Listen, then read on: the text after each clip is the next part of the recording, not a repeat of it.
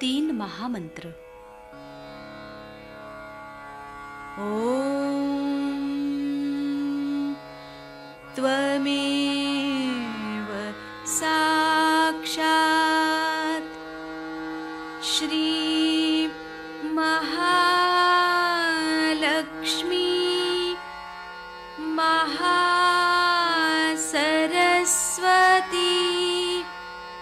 महाकाली त्रिगुणात्मिका कुण्डलिनी साक्षात् श्री आदिशक्ति माताजी श्री निर्मला देव्यै नमो नमः। ॐ त्वमेव साक्षात् श्री कल्की साक्षात् श्री आदिशक्ति माताजी श्री निर्मला देव्यै नमो नमः। ॐ त्वमेव साक्षात् श्री कल्की साक्षात् श्री सहस्रार स्वामिनी मोक्षप्रदायिनी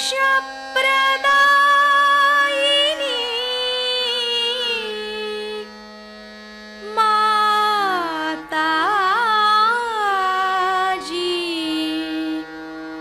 श्री निर्मला देव्यै नमो नमः। श्री गणेश मंत्र। ॐ त्वमेव साक्षात् श्री गणेश साक्षात् श्री आदिशक्ति माताजी श्री निर्मला देव्यै नमो नमः।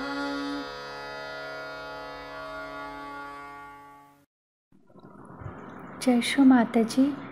दोनों हाथ माँ के सामने हृदय में श्री माता जी को नमन करते हुए संपूर्ण चित्त बीचों बीच हृदय में माँ की छवि को निहारते हुए परम पूजनीय श्री माता जी कृपा करके हमारे हृदय में आइए। श्री माता जी हमारे इस हृदय को अपने प्रेम से भर दीजिए। श्री माता जी हम सभी आपसे बहुत प्रेम करते हैं, कृपा करके हम सभी के हृदय में आइए। भ्रांति रूपेण संस्थिता या देवी सर्वभूतेषु भ्रांति रूपेण संस्थिता नमस्तस्यै नमस्तस्यै नमस्तस्यै नमो नमः। श्री माता जी हम सबको क्षमा कर दीजिए, हम सभी अज्ञानी हैं।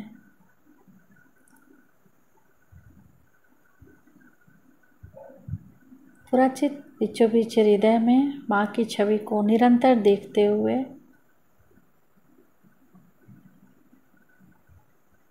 अपने चित्त को सेंटर हार्ट पे क्लॉकवाइज घुमाते हुए 7 टाइम्स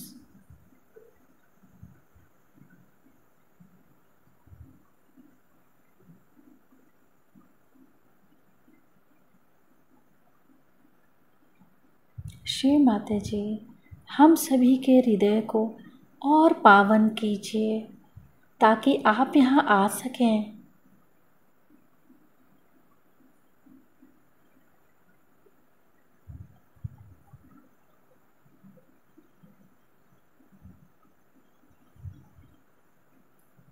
धीरे धीरे अपने संपूर्ण चित्त को दोनों हाथों पे, एक एक अंगुलियों पे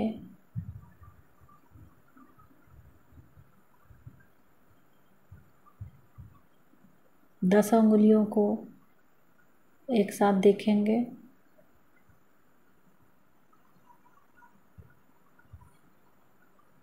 अब अपने चित्त को बाएं नाभि पे, लेफ्ट नाभि,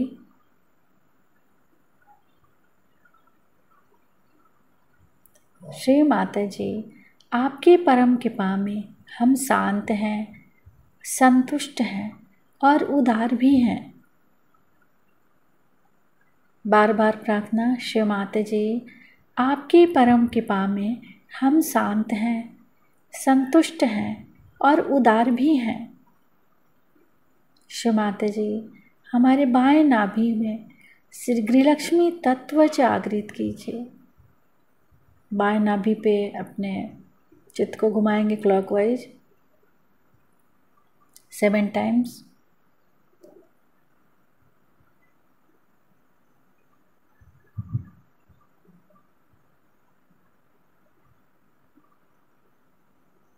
श्री माता जी, हमारे बाएं नाभि में गृहलक्ष्मी तत्व जागृत कीजिए।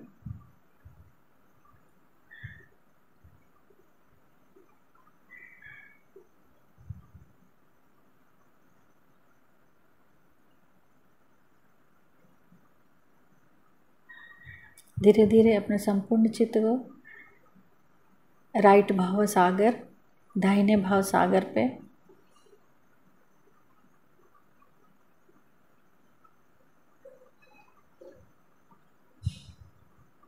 फिर बाएं हृदय, लेफ्ट हृदय पे,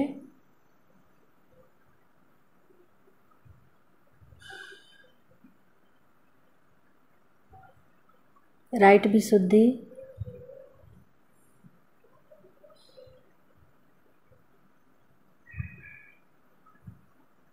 राइट विशुद्धि पर श्री माता जी से प्रार्थना, श्री माता जी, आप ही हमारी वाणी का माधुर्य तथा कर्मों का सौंदर्य हैं। कृपा करके हमारे दाएं विशुद्धि में माधुर्य दीजिए। श्री माता जी, आप ही तो श्री विट्ठल और रुक्मणी भी हैं। हमारे दाएं विशुद्धि को शांत कीजिए।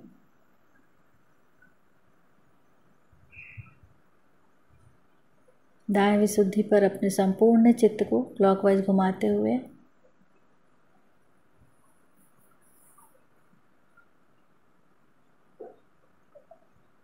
फिर राइट आज्ञा, फिर सहस्त्रार,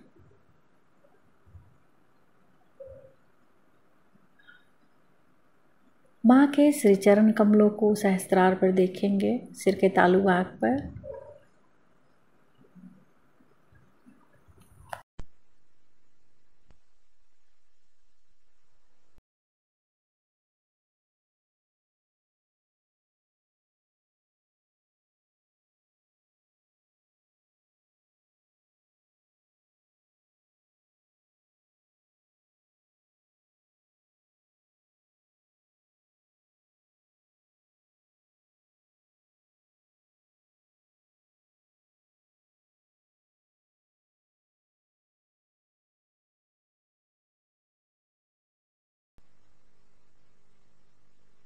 भगवान के नाम पर, भगवान के नाम पर पागल जैसे कुछ बांध लिया सर पे, गले में कुछ पहन लिया और चिल्लाना शुरू कर दिया, अरे राम अरे राम अरे राम।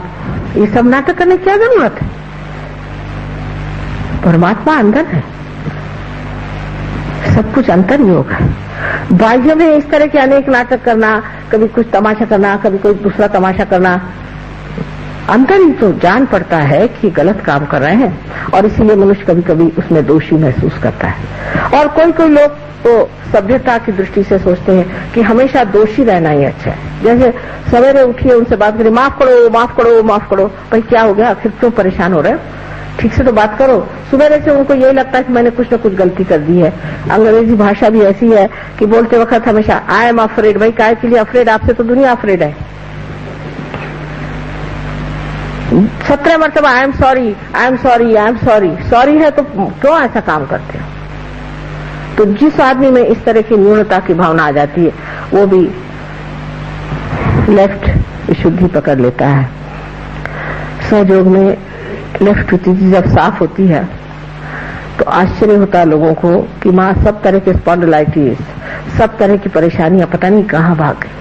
और यह विश्व माया का स्थान है, ये विश्व माया का स्थान है जो कृष्ण की बहन है, जिनके बहन और भाई का विचार नहीं होता, जो दूसरी औरतों की तरफ गंदी निगाहों से देखते हैं, उनका भी चक्र पकड़ जाता है।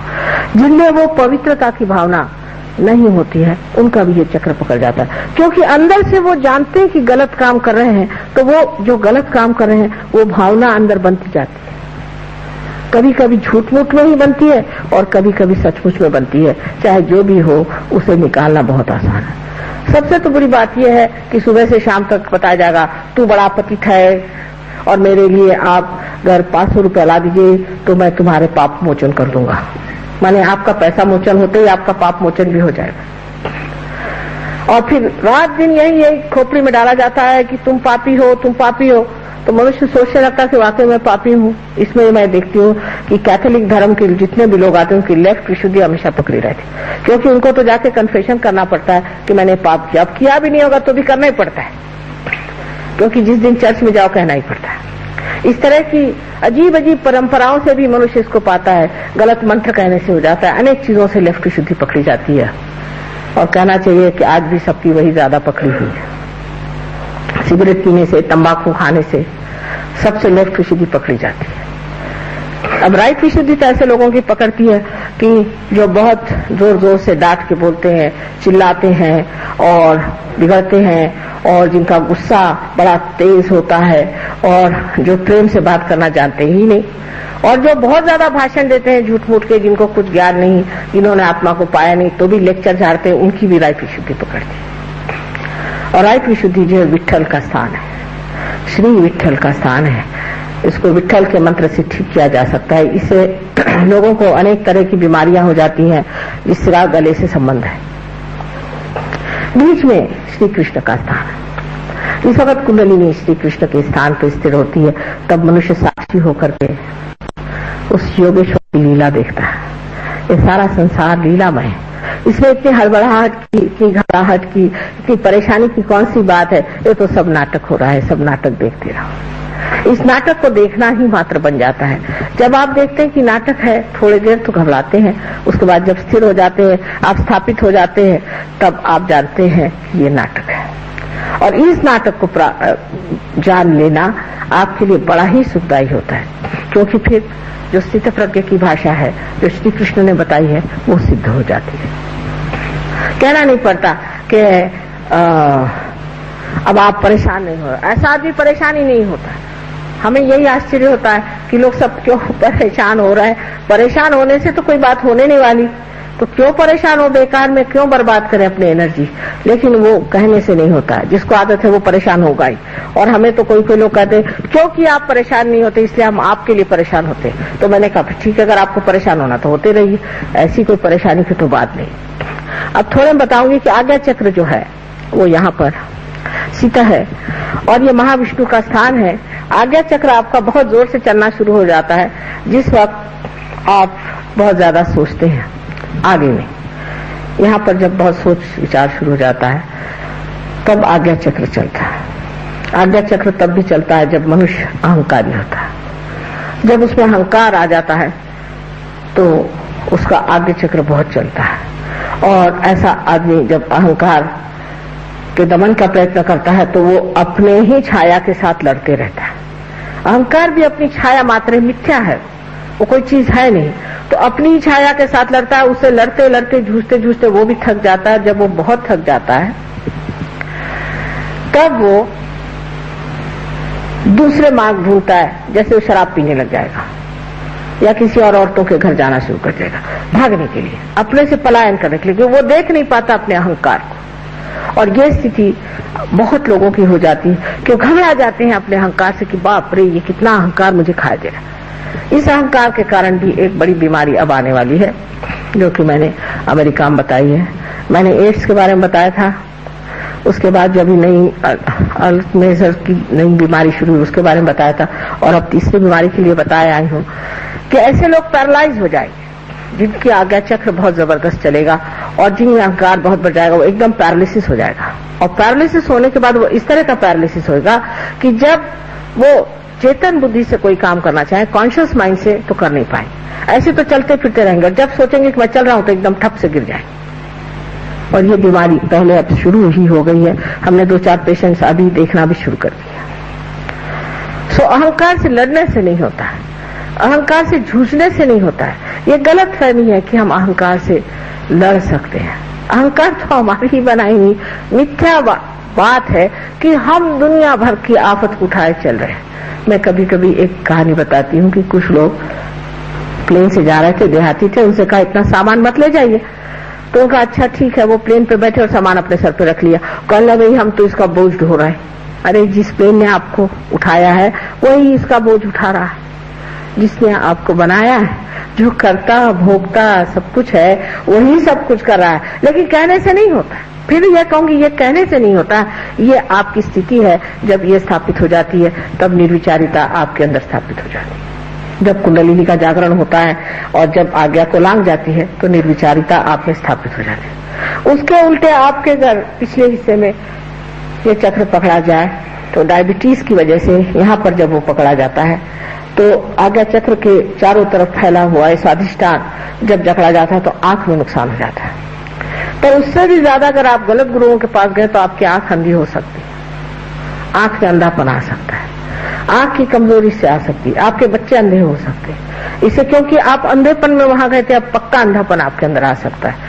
लेफ्ट आज्ञा जिसे हम कहते हैं पिछला आज्ञा है, इसके पकड़ने से अनेक अनेक बीमारियां होती हैं। अब सब समय नहीं इसलिए मैं बताती नहीं, लेकिन इसके साफ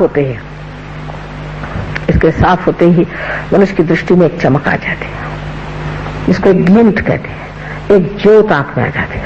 और जिसके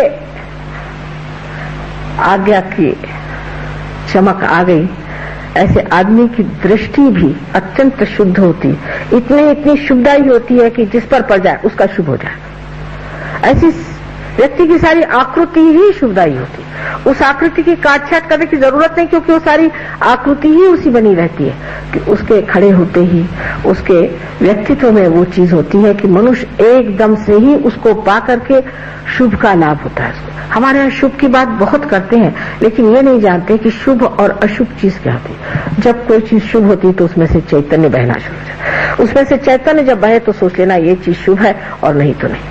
तो पहली चीज जब हमारे अंदर आती है, जिसे कि हम निर्विचार समाधि कहते हैं, जो बहुत मुश्किल से लोग पाते थे पहले जमाने में, वो आपको एकदम स्थापित हो जाती है, आप निर्विचार हो जाते हैं। और इसको प्राप्त करने के लिए कोई सा भी विचार मन में आए, तुझे क्षमा कर दिया, क्षमा क्षमा क्षमा, ये ईसा मसीह ने हमें सिखाया है। ईसा मसीह दूसरे तीसरे कोई नहीं है, ये श्री गणेश का अवतरण संसार में हुआ। सारे उनका वर्णन आप अगर महाविष्णु का वर्णन पढ़ें देवी महात्म्य में तो आप जान जाइएगा कि साक्षात वही है। न तो वो ईसाई के हैं, न हिंदुओं के, न मुसलमानों के हैं, लेकिन वो सहयोगियों के, उनके सबसे बड़े भाई हैं। और वही जिस तरह श्री गणेश सबके पहले सबसे पहले सहयोगी हैं, उसी प्रकार ईसा मसीह भी।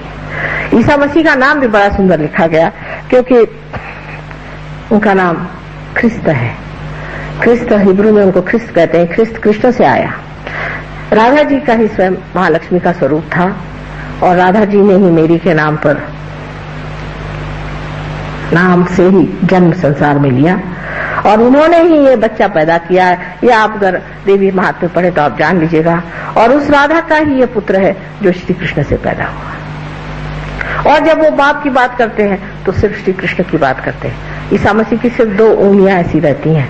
ये उंगली विशुद्धि चक्र की है जो कृष्ण की है, और ये नारायण की।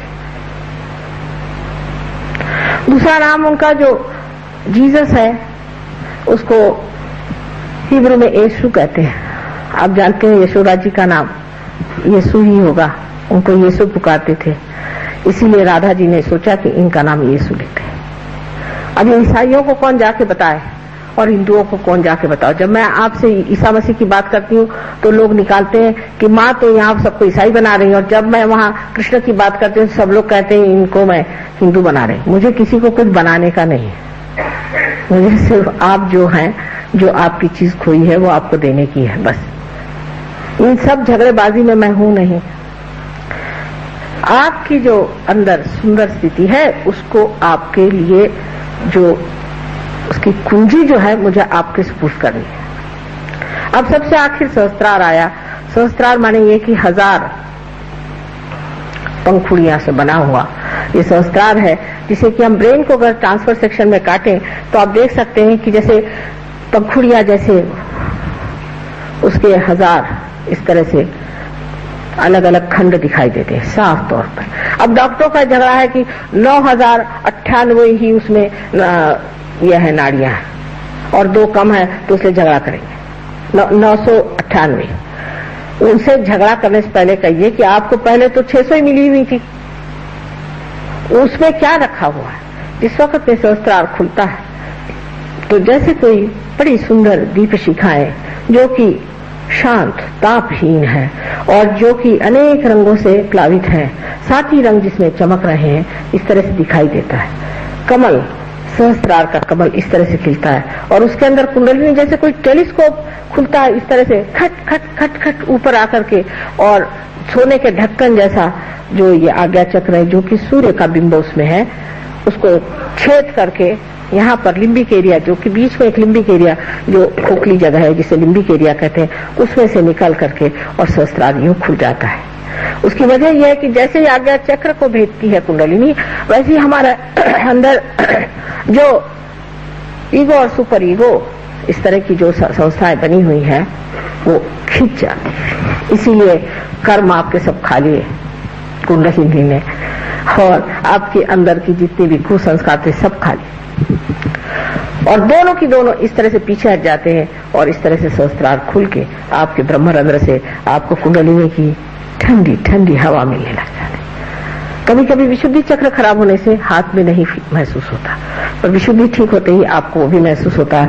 उसको कैसे ठीक करना चाहिए वगैरह सब आपको ये लोग यहाँ बताएंगे। अब आखिर में मैं बहुत आभारी हूँ आप सबके कि आपने मेहरबानी से इतने देर बैठ करके सारी बातें कुंडलिनी के बारे में जानी। ये ज्ञान हमारे मूल का है जिसको सारे संसार को आज जरूरत है, वो हमें उन्हें देना है। उनको गणेश सिखाते सिखाते तो 7 साल बीत गए, और उसके बाद उनको विष्णु जी सिखाते सिखाते और 7 साल बीत गए। 12 वर्ष का तो वनवास मैंने कर लिया, और पता नहीं और कितना वनवास करना पड़ेगा। लेकिन अगर आप लोग सुसज्ज हो जाए तो आप इनको ये सारी बातें बहुत सुंदरता से समझा सकते हैं। दूसरी बात यह है कि आपने जो शिकायत की वो ठीक है कि मैं सिर्फ 3 ही दिन के लिए आई यहाँ पर, और मुझे और दिनों के लिए आना चाहिए। अब जब भी आऊंगी तो कम से कम 15 दिन यहाँ रहूंगी।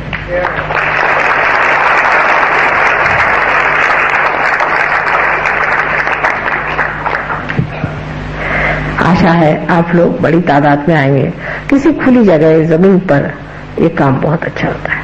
अब मुझे तो नहीं मालूम था कि इतना सुंदर सभागृह बना है। ठीक है, यहाँ भी हुआ, पर जैसा कि अग्रवाल जी ने कहा कि चाहिए कि माँ का द्वार सबके लिए मुक्त होना चाहिए, और वहाँ जितने तादाद में लोग आए उतना ठीक है। मुंबई में तो हम लोग एक बड़े भारे हॉकी ग्राउंड में ही प्रोग्राम करते हैं, 7 से 8 हजार लोग आते हैं, तो वहाँ कौन से हॉल में बिठाएंगे उन्हें। हर जगह इसी तरह से करने से हमने देखा है कुंडलिनी का जागरण भी आसानी से हो जाता है। और आप लोग भी इसको मान्य कर लें कि कोई सर्वसाधारण जगह में बैठ करके ही ये कार्य किया जाए। इतनी आलीशान चीज की कोई हमें खास जरूरत नहीं है। मिल गई तो नसीब, और नहीं मिली तो भी कोई हर्ज नहीं। एक सर्वसाधारण जहाँ पर की हम लोग सब जमीन पर बैठ करके और इस कार्य को करें, वही मेरे लिए ठीक है। आशा है हम जल्दी ही मिलेंगे आप लोगों से।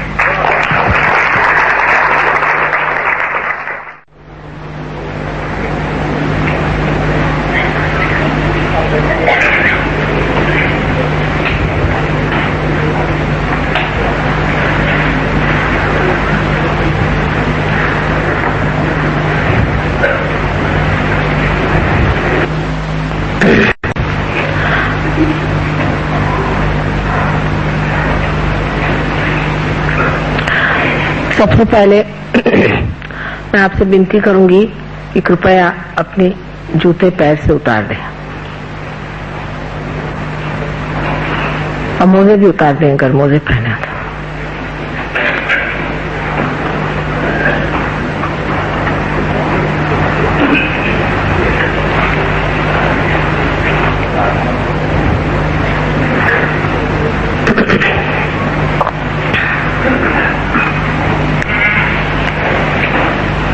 बहुत सहज सरल विधि है कुंडलिनी के जागरण की।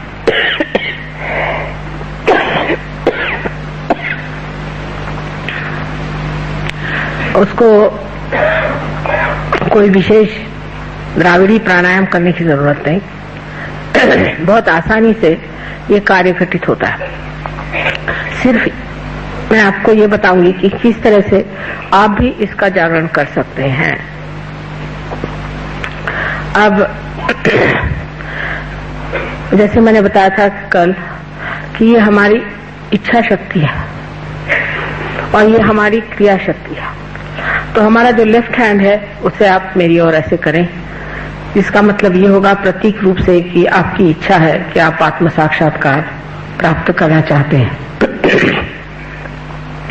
और ये वाला हाथ जो है इसे आप हृदय पे रखें। यह हाथ पूरी समय मेरे ओर रहे, दोनों पैर जमीन पर समांतर रखें। हृदय में आत्मा का स्थान है जैसे मैंने बताया।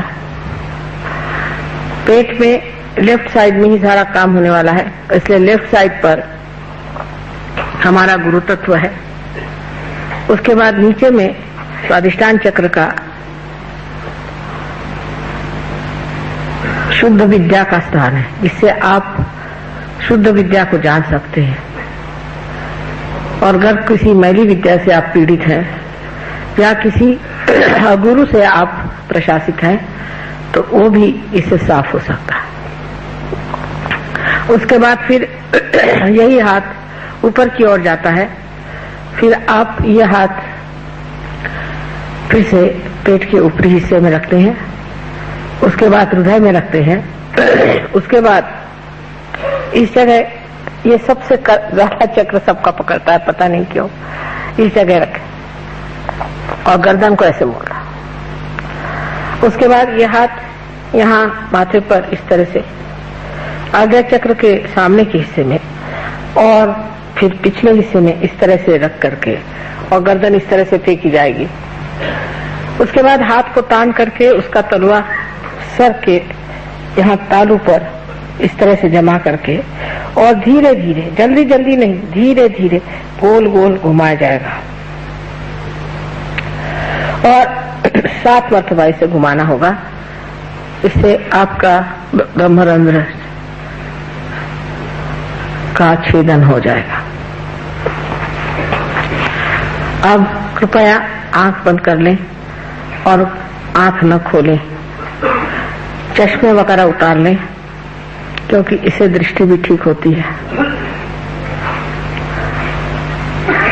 सीधे तरीके से बैठे, न कुछ झुक के बैठे और न ही कुछ तन के बैठे, आराम से सहजासन में जैसे कहते हैं, सीधे तरीके से जैसे आप रोज बैठते हैं उस तरह से बैठे।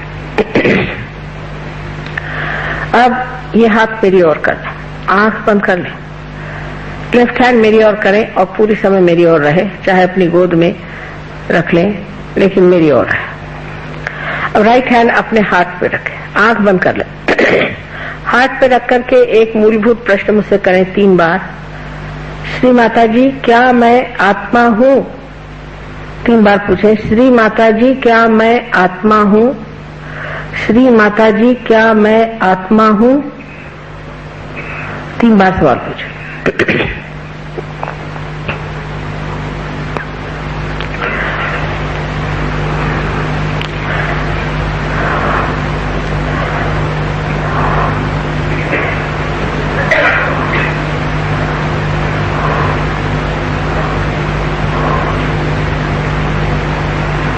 अब दूसरा सवाल गुरु तत्व पे रख करके इसी के बाद आना चाहिए, जो कि आपके लेफ्ट साइड पर आपके पेट के ऊपरी हिस्से में इस हाथ को रखकर उसकी उंगलियां दबाएं अंदर की ओर। यह गुरु तत्व है। यहाँ पर प्रश्न करें दूसरा जो बड़ा मूलभूत है, श्री माता जी क्या मैं स्वयं का गुरु हूँ? 3 बार ये सवाल करें, श्री माता जी क्या मैं स्वयं का गुरु हूँ? श्री माता जी क्या मैं स्वयं का गुरु हूँ? 3 बार सवाल पूछे।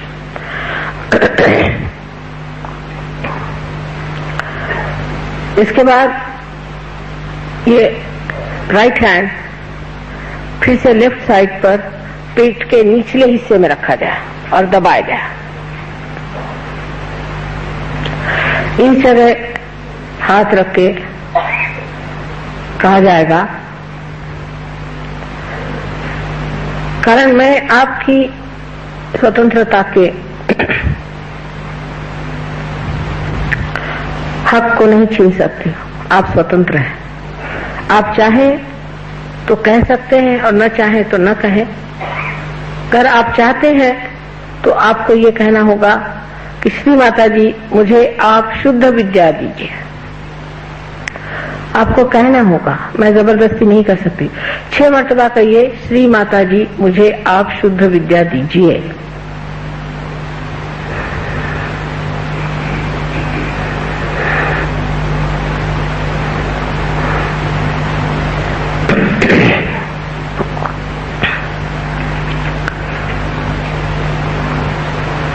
विनम्र भाव से कहना होगा, प्रेम से, श्री माता जी मुझे आप शुद्ध विद्या दीजिए।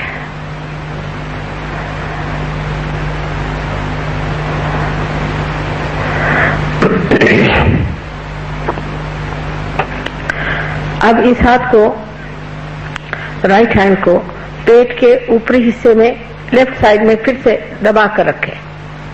ये फिर आपका गुरु तत्व है। यहाँ आपको गुरु तत्व पे हाथ रख करके ये जानना चाहिए कि आपकी कुंडलिनी का जागरण शुरू हो गया है। तो इस चक्र को खोलने के लिए पूर्ण आत्मविश्वास से आप 10 मर्तबा कहें, श्री माता जी मैं स्वयं का गुरु हूँ। 10 मर्तबा कहें, श्री माता जी मैं स्वयं का गुरु हूँ।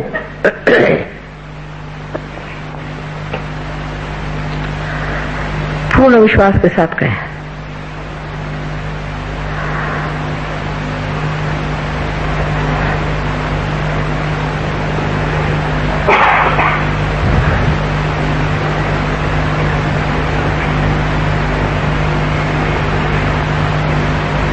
ये 10 मर्तबा कहिए। 10 मर्तबा कहना होगा, श्री माता जी मैं स्वयं का गुरु हूँ। मैंने आपसे बताया है कि गुरु के 10 तत्व है हमारे अंदर।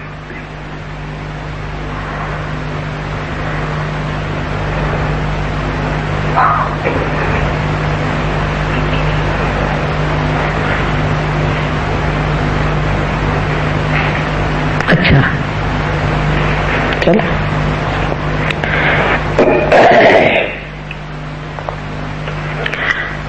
अब अपना राइट हैंड हृदय पे फिर से रखा जाए और फिर पूर्ण आत्मविश्वास के साथ 12 मर्तबा कहना होगा, श्री माता जी मैं स्वयं ही आत्मा हूँ।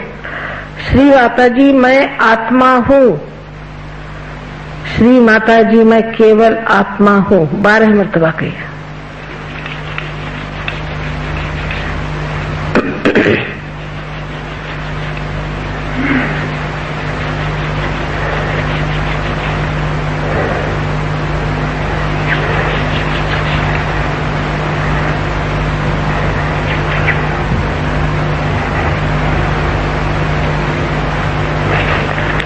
विश्वास से कहें। अब ये जानना चाहिए कि परमात्मा दया और करुणा के सागर है, प्रेम के सागर है, लेकिन सबसे अधिक वो क्षमा के सागर है। इसलिए उनकी क्षमा की शक्ति पर पूर्ण विश्वास रखते हुए हमें विश्वास कर लेना चाहिए कि हम कोई सा भी ऐसा दोष नहीं कर सकते जो वो क्षमा नहीं कर सकते। इसलिए अपना राइट हैंड कंधा और गर्दन के बीच में जो कोण है वहां पर पीछे तक पकड़ के रखें और राइट हैंड से पकड़े और गर्दन को अपनी राइट साइड में मोड़ दे, गर्दन को राइट साइड में मोड़ दे पूरी तरह से। इस जगह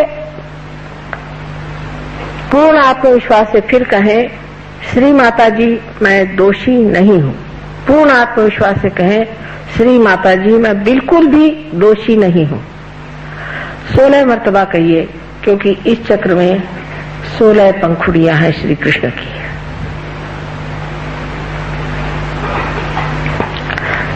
मैं बिल्कुल ही दोषी नहीं हूं। अब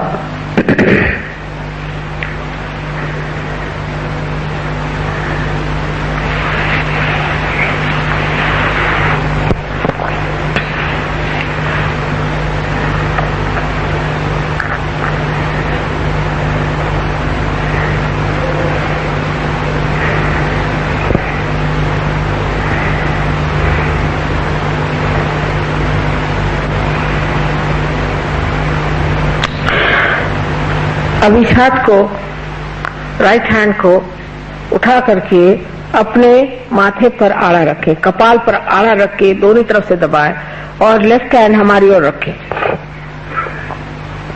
यहाँ पर पूर्ण हृदय से कितनी बार से मतलब नहीं, ये कहिए कि श्री माता जी मैंने सबको क्षमा कर दिया। पूर्ण हृदय से कहें, मैंने सबको क्षमा कर दिया। अब यह न सोचिए कि हम क्षमा नहीं कर पाते हैं, आखिर आप करें चाहे न करें आप कुछ भी नहीं करते हैं, लेकिन जब आप क्षमा नहीं करते हैं तो आप दूसरों के हाथ खेलते हैं। इसलिए कहिए कि श्री माता जी मैंने सबको पूर्णतया क्षमा कर दिया। पूर्ण हृदय से कहें। अब ये हाथ आप सर के पिछले हिस्से में ले जाएं और पूरी तरह से सर को फेंक करके और विनम्र भाव से कहें कि परमात्मा मैंने आपकी शान में कोई गलती की हो तो मुझे आप क्षमा कर दीजिए।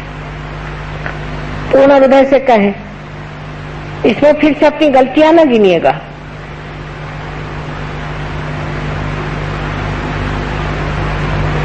हाँ, अब अपना हाथ जोर से तान करके और उसका तलवा बराबर बीचों बीच तालू पर रख के धीरे धीरे अपने तालू की जो त्वचा है, जो उसका स्किन है, उसे धीरे धीरे घुमाए, जिसे स्कैल्प कहते हैं, उसे धीरे धीरे घुमाया जाए 7 मर्तबा।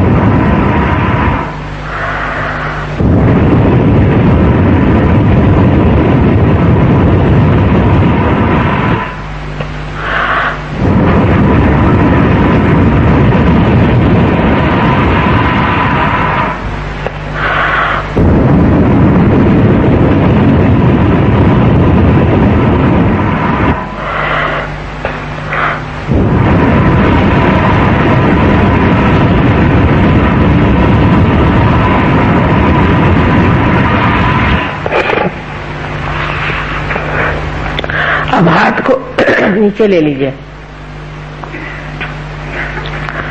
धीरे धीरे आंख खोलिए। देखिए आप निर्विचार हो गए, विचार कोई नहीं आ रहा।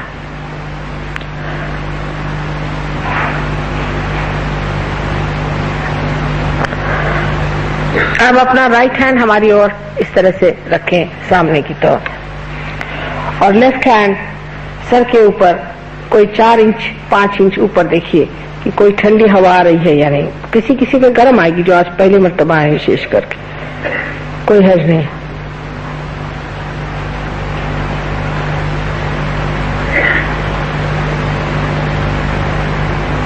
अब ये हाथ नीचे करें और इस हाथ से देखिए,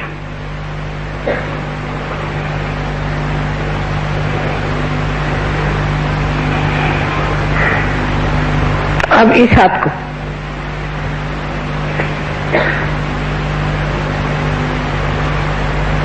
नाभि चक्र की पकड़े लोगों को, इसका मतलब थोड़ी थोड़ी शिकायत है आपको लिवर की।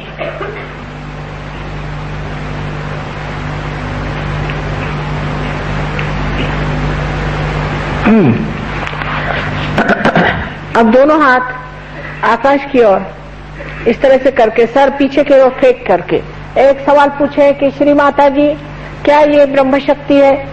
श्री माता जी क्या यह प्रभु प्रेम की शक्ति है? क्या ये ऋतंबरा प्रज्ञा है? 3 बार पूछिए।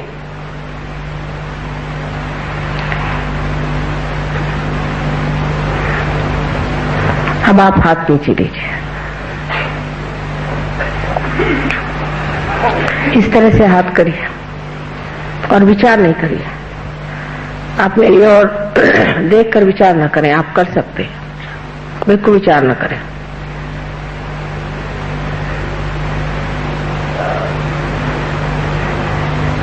अब जिन लोगों के हाथ में, दोनों हाथ में ठंडी ठंडी हवाई हो और जिनके सर में भी ठंडी ठंडी हवाई हो, ऐसे लोग चाहे हाथ में आई हो चाहे सर में आई हो, दोनों हाथ ऊपर करें। अधिकतर लोग तो हो गए पार, देखिए सबके सब लोग पार हो गए। Why don't U turn the light? फिर से हाथ ऊपर करिएगा, देखें कितने लोग हैं, मुझे लाइट पे दिखाई देगा। Just turn the light.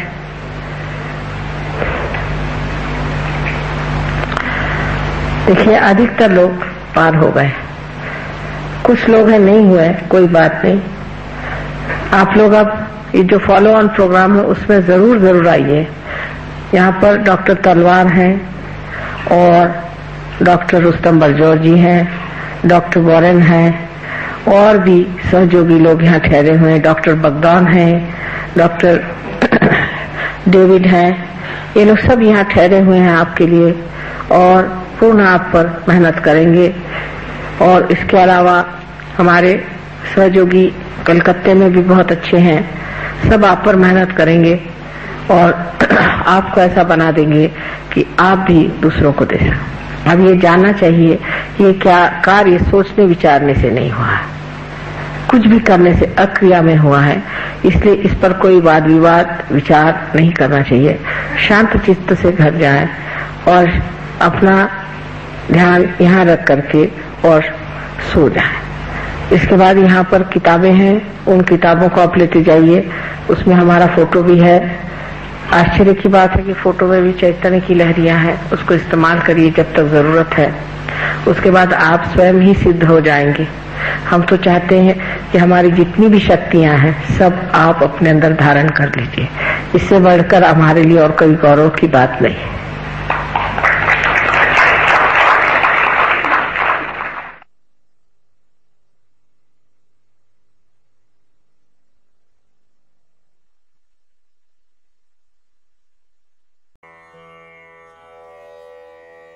Raga Malkos, please put your attention on Bhavsagar.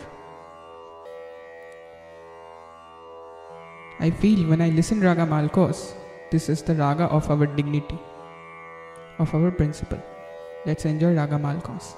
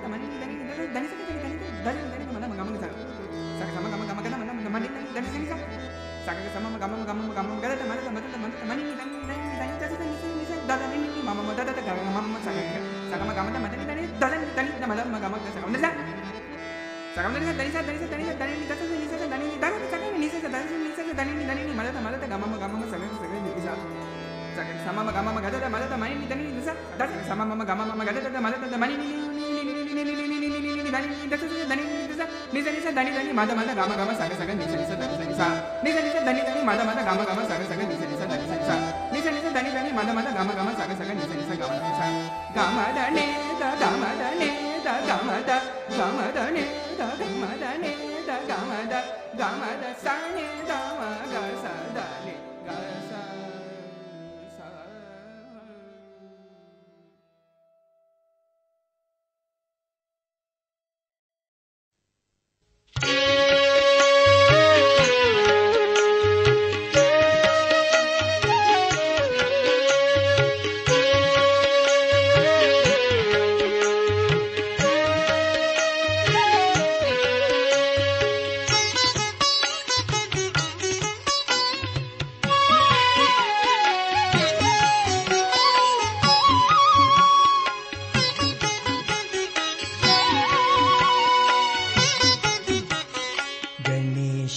Ganesha Ganesha Ganesha Ganesha Ganesha Ganesha Ganesha Ganesha Ganesha Shri Mahaganesha Ganesha Ganesha Shri Mahaganesha Ganesha Ganesha Shri Mahaganesha Ganesha Ganesha Shri Mahaganesha Ganesha Ganesha Ganesha Ganesha Ganesha Ganesha Ganesha Ganesha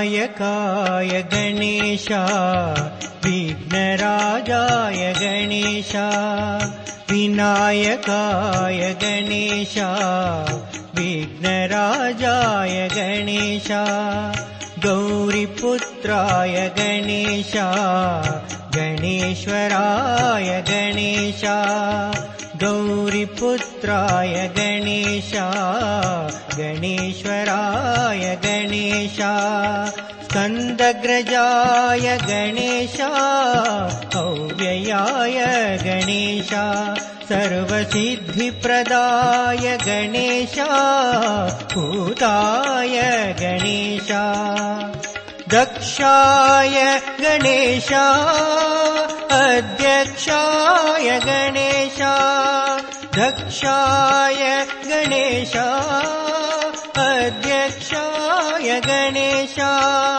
द्विजप्रियाय इन्द्रश्रीप्रदाय वाणीप्रदाय Ganesh शिवतनयाय सर्वतनयाय देवाय गणेश गणेश गणेश गणेश गणेश गणेश गणेश गणेश गणेश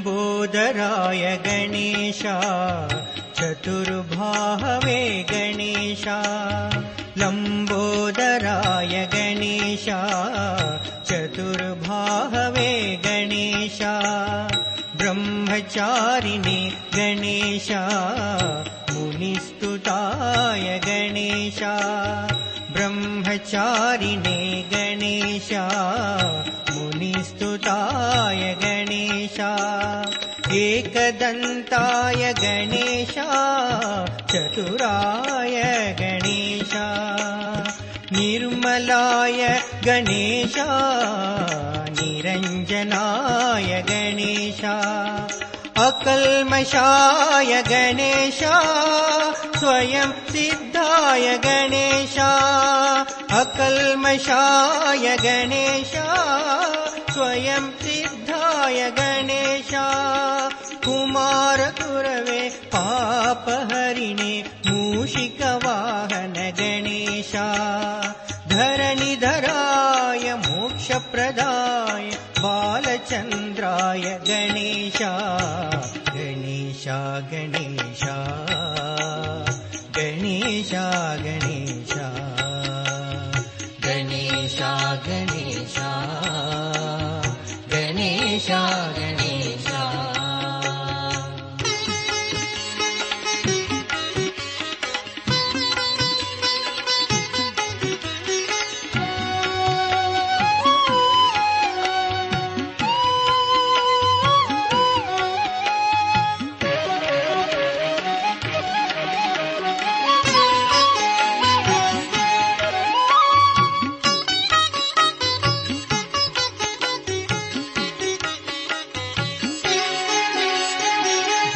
ज्ञानरूपाय गणेश वेदवेद्याय गणेश ज्ञानरूपाय गणेश वेदवेद्याय गणेश शुद्धाय गणेश शान्ताय गणेश शुद्धाय गणेश शान्ताय गणेश कालाय गणेश कामिने गणेश छन्दाय गणेश चक्रिणे गणेश जटिलाय गणेश सनातनाय गणेश जटिलाय गणेश सनातनाय गणेश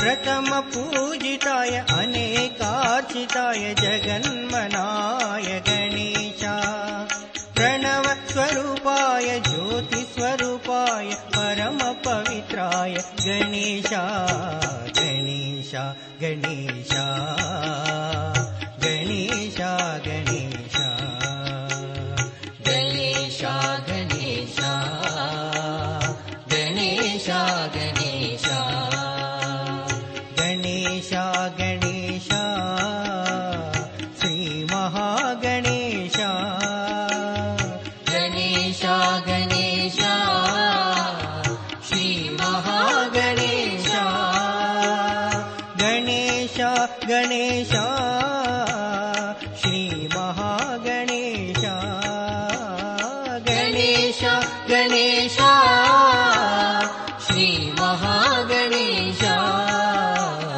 गणेश गणेश गणेश गणेश गणेश गणेश गणेश गणेश गणेश गणेश गणेश गणेश गणेश गणेश गणेश गणेश गणेश गणेश